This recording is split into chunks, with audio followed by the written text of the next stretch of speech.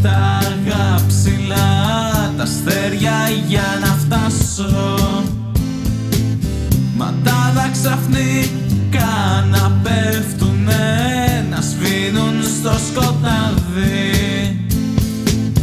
Και δεν μπορούσα τίποτα να κάνω, να τα κρατήσω εκεί ψηλά. Καθόμουν να βλέπω τα όνειρα να σβήνουν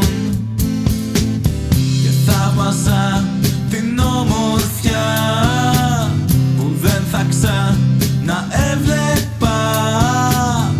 Ένα θέαμα τόσο μαγικό που δεν μπορούσα να τα αποχωριστώ. Τίποτα δεν πρέπει να ξεχνιέται απ' τη μνήμη και τίποτα δεν πρέπει να παίρνει στα ψηλά. Κάποιες φορές πρέπει να περπατάς στη βροχή και κάποιες άλλες μέσα απ' τη φωτιά.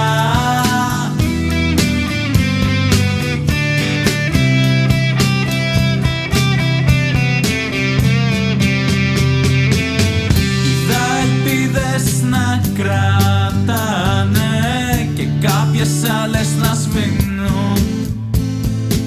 Στο τέλος ένα πράγμα έμαθα, ποτέ να μην λυγίζω. Κι αν θέλω κάτι να πετύχω, θα πρέπει να παλέψω.